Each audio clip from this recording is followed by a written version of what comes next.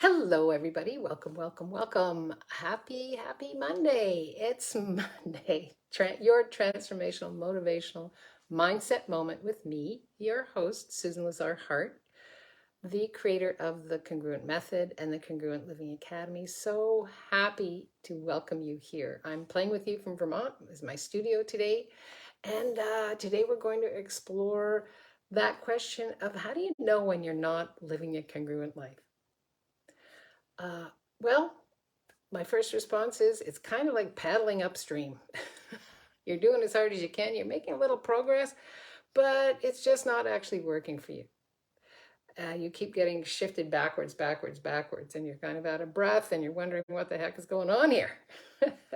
Well, imagine your boat represents your life, and the current represents all the external factors and pressures and modalities that influence you. um, People's expectations and unexplored parts of you that you've shut off and they're still tugging at you. So, not living congruently means going against the current, paddling upstream, fighting against the natural flow of your life. Not just life, but your life, because you came here to create a difference, or you actually wouldn't be tapping into this video right now. So, if you're here watching me live, pop in, say hi, tell us where you're from. If you're watching later, hashtag replay.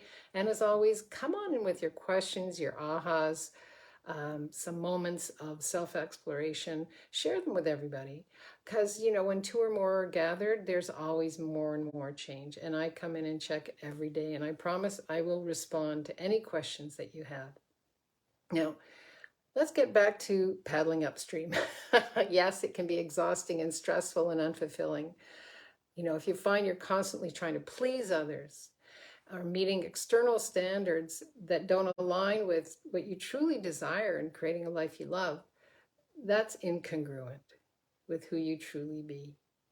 So when you live congruently, on the other hand, you're going to be going with the flow of what's being asked to be created with your life and your living, your desires, your passions, your relationships, your finances. It all kind of flows with ease.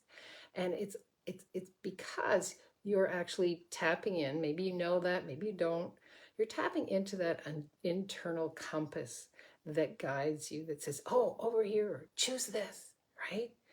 Um, you're not uncertain. You're not directionless anymore. You're living a life you truly love, and you're living in a way that feels authentic and vibrationally compatible to what you're asking to be in the world, who you're asking to be in the world, and what you're asking to create. It's about making choices that reflect who you are, not who somebody else is, not making choices looking for somebody else's validation. It's about you going to bed at night, looking in the mirror and go like, yeah, today was a great day. I really love who I was and who I'm being today. And I often say that to myself, good for you. When I get something done that was a challenge, or it's like, yes, right? Yes, I'll have more of that. I am that. I am. Yes. So this is something that's really, really important to me personally.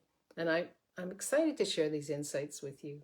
Now, about 15 years ago, I was working for a modality that paid well and looked great on paper. I was so grateful for the countries I was traveling in and the people I was meeting and the tools I was learning and the just everything was just like, oh yeah, I'll have more of this. I'll have more of this. I was so grateful for the awareness of what living in the question could create. But eventually, after about 15 years, they changed, I changed. And something in me said, no, this actually doesn't work for me anymore. Even though I was growing heaps and bounds, I was so proud of the growth that I had incurred as I grew in this journey of life with this modality. But I realized that we actually didn't match, our visions didn't match anymore. And more I was feeling unfulfilled and disconnected with my true passion and my values. And there was something seriously off, and I knew that I wasn't living congruently. So I began to explore all different ways of being in the world. Now, for me, my values have to do with connection, have to do with creativity, have to do with curiosity. And when I found that I was actually lacking that connection to myself after a while, that I wasn't creating any greater, and that I was told to just do what I was told, and the curiosity I had within me, I kind of put to the wayside. I was like, no, this actually doesn't work for me. So that's your North Star, what your values are. So when you're not congruent with your values, you start to create yourself as someone else. You ever find that? It's like, oh, who am I being here? Right? Yeah. You see, one of the biggest gifts you can give yourself is to know yourself as you continue to grow, because we continue to grow. That's who we be. So how can you tell if you're not living congruently? Well, if you feel out of alignment. I felt out of alignment, right? Appreciation and gratitude, yes, but out of alignment. You don't have to be an either or person. It's like, I'll have this and something greater. So when you're not living congruently, you might notice your thoughts, your emotions, your beliefs, your actions aren't in sync with each other. And you might feel like something's off, right? Just off, or that you're not fully connected to yourself. You don't know who you are anymore. So here's tip number 1. Tune into your intuition. Tune into your intuition. Your intuition is like a compass that can guide you towards a more congruent life. When something doesn't feel right, listen to that inner voice and explore why. What is this? What can I do with it? Can I change this? What is this? It just doesn't feel right. Listen to that inner voice. It's telling you. It's your North Compass. And how do we do that? By taking time to be still. You know, in this world of hubris, where there's lots of modalities and all kinds of things coming in, and we, me too, turn on your Facebook when you wake up in the morning. Take some time for myself. When I wake up, I take time for me. I'm quiet. I'll do meditation or listen to a guided meditation. I just tap into my inner voice and ask my day what it is requiring of me today. What is it that I want to go to sleep with at night? That feeling, that emotion, and tap into it. That's your intuition.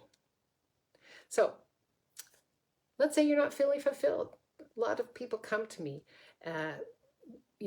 as clients saying, Susan, I say, so what's going on with you? And they say, I just don't feel fulfilled. Well, living congruently means living in a way that feels authentic and fulfilling to you. We often feel unfulfilled when we're creating our life for someone else, right? Like when you're little and people ask you who you're going to be, what you're going to be. And you often will respond to them to match their emotion on their face. And they, oh, good, I'm so happy for you. I'm so proud of you.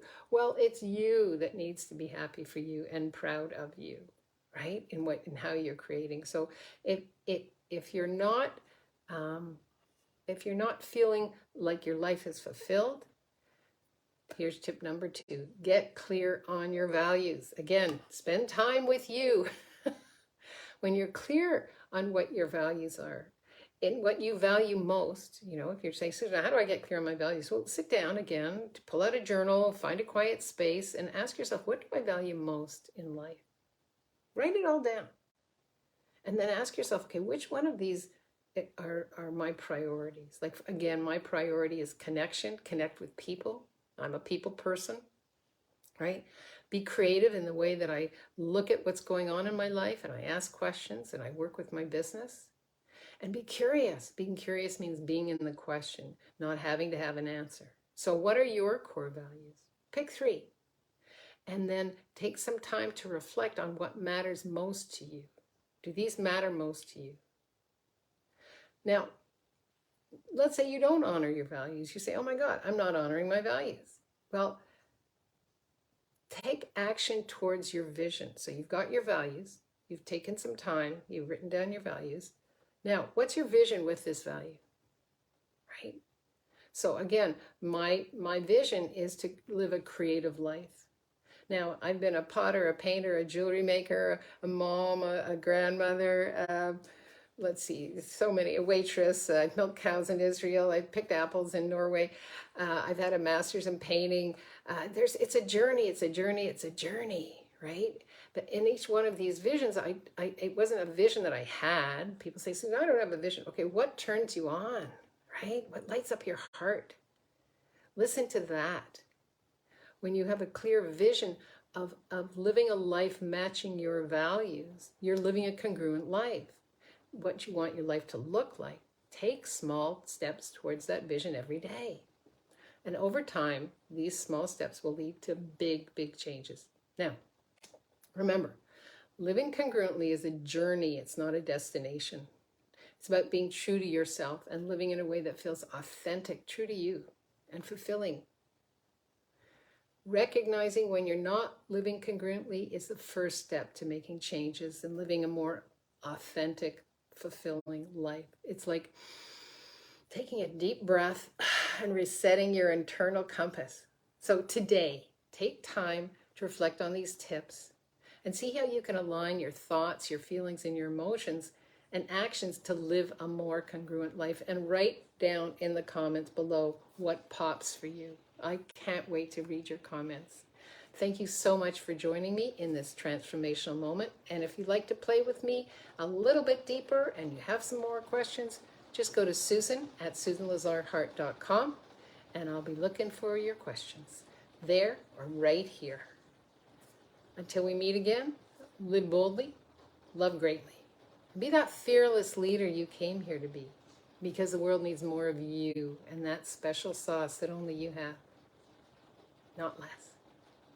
See you next Monday. Bye-bye.